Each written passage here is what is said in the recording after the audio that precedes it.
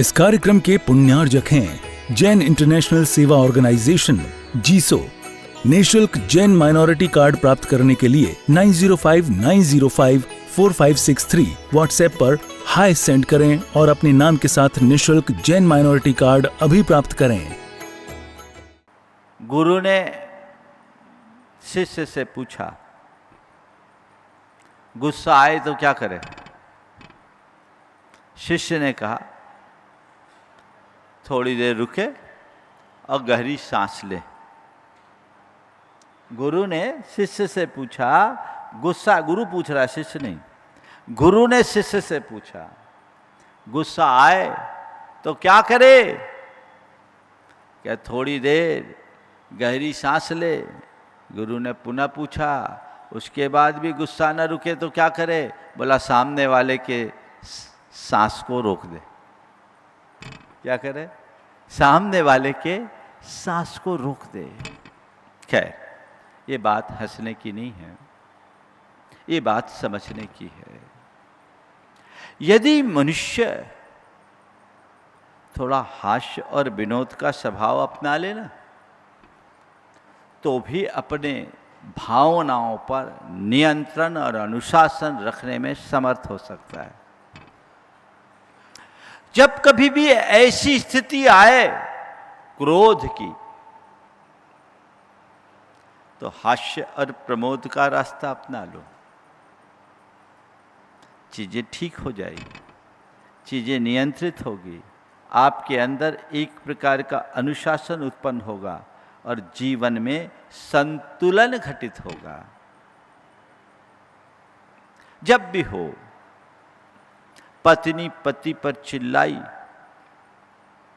और कही, तुम जरा जरा सी बात पर मुझ पर गुस्सा करते हो, जरा जरा सी बात पर मुझ पर गुस्सा करते हो, ये क्या है? पति ने मुस्कुराते हुए कहा, अच्छा है, मैं जरा जरा सी बात पर ही गुस्सा करता हूं, बड़ी बातों पर थोड़ी गुस्सा करता हूं।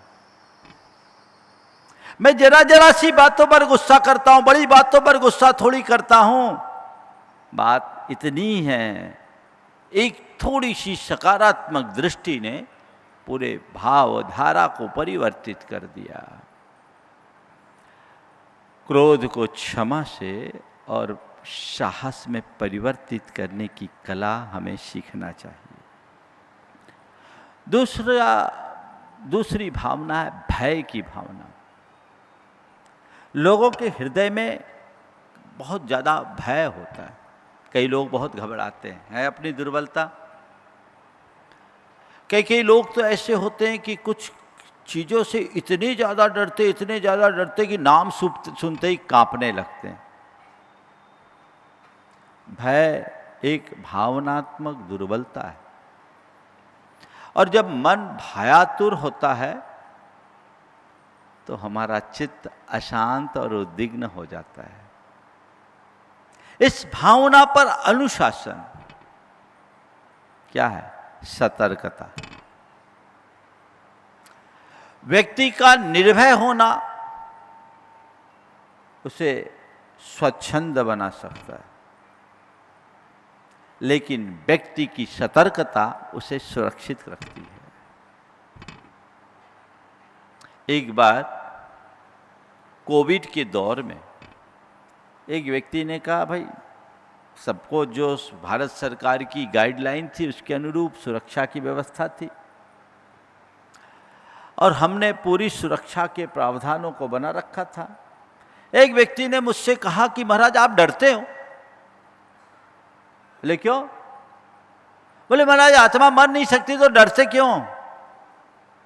हमने कहा, भाई मैं डरता बिल्कुल नहीं हूं, पर सतर्कता जरूर रखता हूं।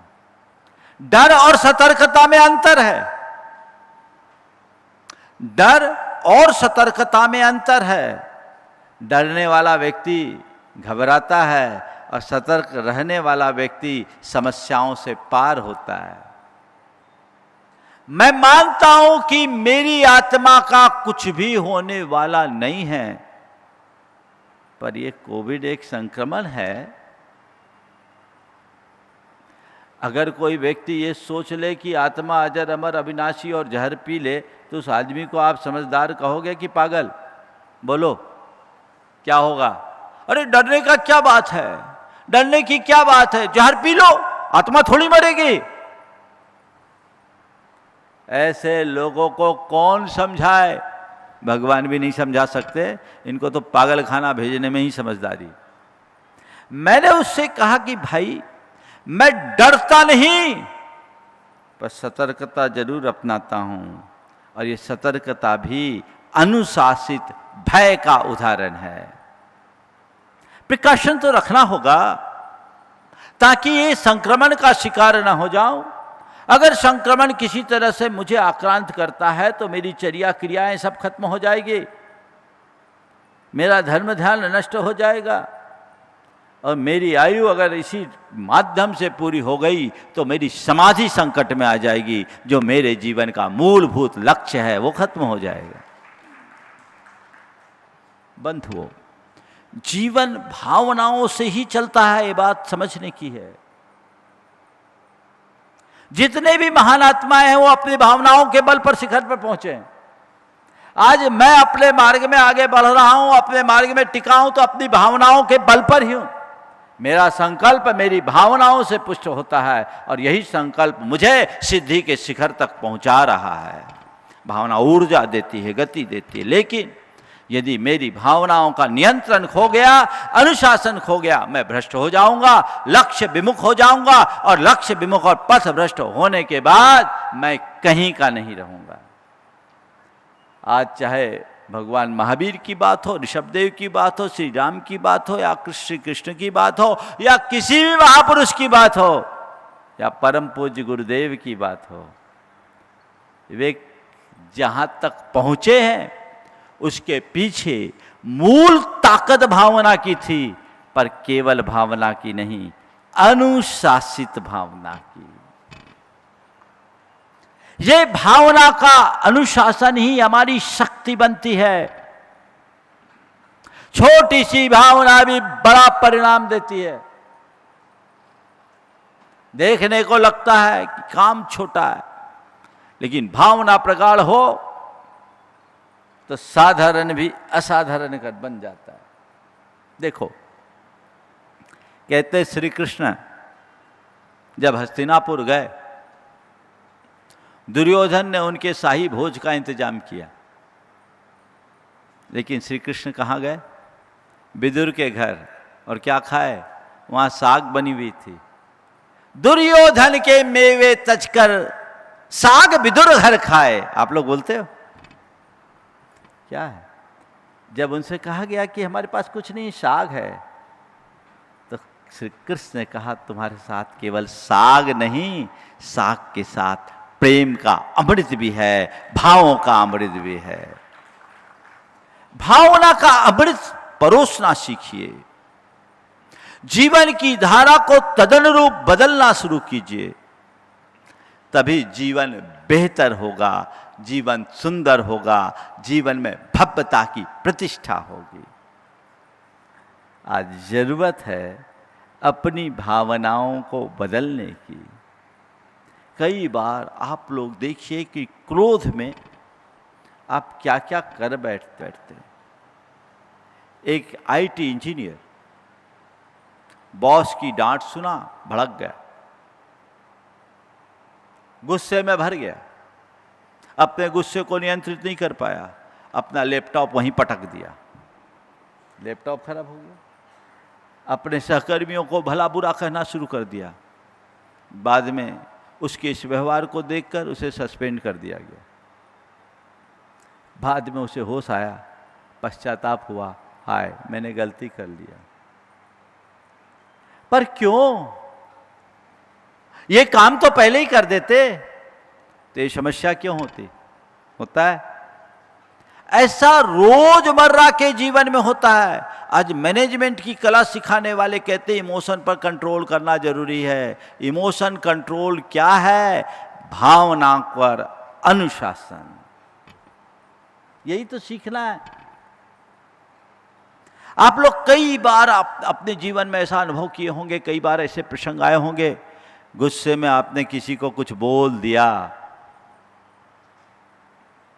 बोलते समय तो होश नहीं रहता, बाद में पछताते, अरे मैंने गलत बोल दिया, मुझे ऐसा नहीं बोलना चाहिए था। होता है। ये अनुशासन बहुत जरूरी है।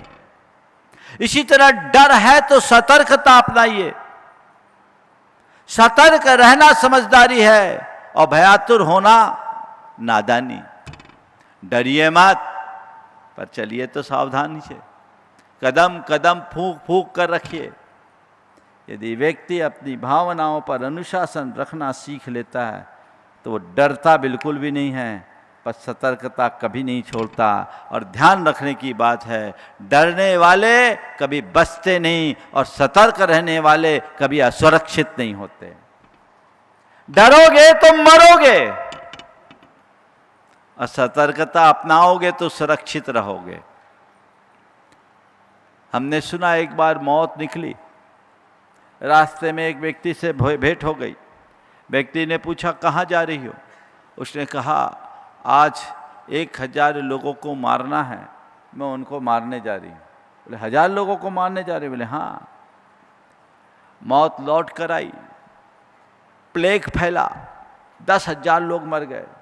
वो आदमी फिर मिला, उसने कहा क्यों तुम भी झूठ बोलने लगी?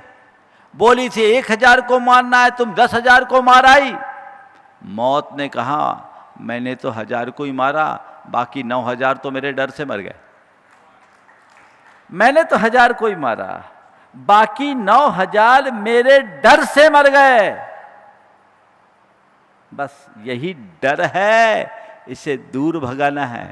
कभी इस पर विस्तार से चर्चा करूंगा। अगर आप भय की भावना पर अंकुश रखना सीख जाओगे तो सतर्कता जीवन में आएगी। सतर्क रहोगे, सुरक्षित रहोगे, डरोगे तो मरोगे। तीसरी भावना है आपके जाकर के लोभ की भावना। मनुष्य लोभ में विवेक भ्रष्ट हो जाता होता है। कहा जाता है लालच बुरी बलाए, और कई प्रकार के लालच आजकल तो दुनिया में लोग भांति भांति के सब्जबाग दिखाते हैं, और लोभ लालच के झांसे में आदमी को ऐसा पकड़ते हैं कि फिर व्यक्ति उससे बाहर निकल नहीं पाता, बुरी तरह उलझ जाता है। हम लोभ को संतोष से नियंत्रित कर सकते हैं। आप देखो आजकल साइबर क्राइम बहुत तेजी से बढ़ रहा है। बोलो इस साइबर क्राइम का शिकार कौन बनता है? जिसके अंदर भय होता है वो, अथवा जिसके अंदर लालच होता है वो, वही है ना। सामने वाला कुछ बोला तुम डर गए। कई तरह की बातें करते हैं। भारत सरकार ने बहुत अच्छा काम किया, एक कैंपेन चलाया, लोगों को उसके प्रति जागरूक किया, लेकिन अच्छे अच्छे पढ़े लिखे लोग भी उस चक्कर में फंस गए और लाखों लाख और करोड़ों रुपए का नुकसान लोग उठाकर बैठ गए। क्यों?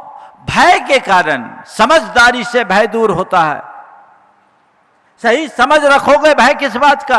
अगर मैंने कुछ गलत नहीं किया तो डरूं किससे? कह दिया तो कह दिया, ठीक है, मुझे डरना नहीं है, सतर्कता रखनी है। जो गाइडलाइन आपको दी जाए आप उसको अपनाओगे तो काय का खतरा। इसी तरह लालच में फंस जाते हैं। आपके लिए ये होने जा रहा, आपके लिए वो होने जा रहा, आप ये दीजिए वो दीजिए, तमाम बातें। व्यक्ति वही उलझता है, और इस कदर उलझता है कि फिर कभी बाहर निकल नहीं पाता। संत कहते हैं सतर्क रहिए, सशंकित नहीं। क्या बोला? सतर्क रहिए, सशंकित नहीं। सशंकित एक सशंकित होना एक प्रकार की भयातुरता का द्योतक है। जिसके मन में डर होता है वो घबराते ही रहता है, अरे कुछ हो ना जाए, कुछ हो ना जाए, कुछ हो ना जाए, कुछ हो ना जाए। और सतर्क होना अर्थात मैं सुरक्षित चलूं, सही रास्ते पर चलूं। गाड़ी चलाते वक्त दो स्थितियां, तीन स्थिति। एक आदमी आंख मूंद करके गाड़ी चला रहा है, जो होना होगा सो होगा, उसको क्या बोलोगे आप?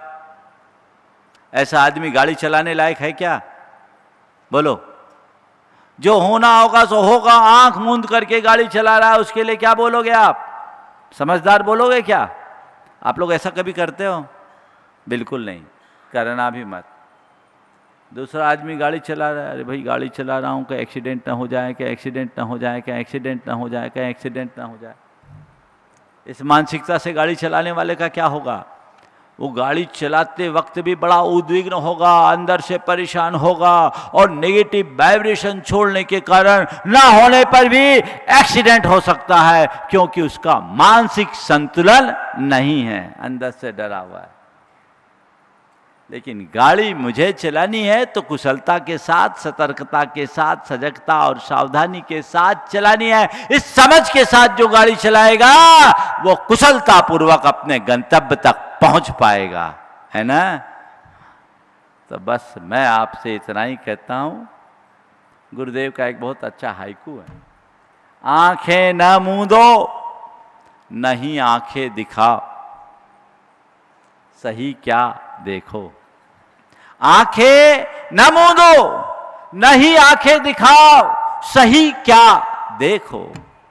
आंख मूंद कर काम कभी मत करना, आंखें दिखाने की कोशिश भी मत करना।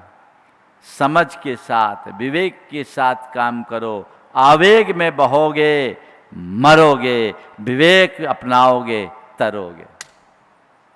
अपने भावनाओं पर अनुशासन, ये जो भय है, इस भय को सतर्कता में परिवर्तित कीजिए।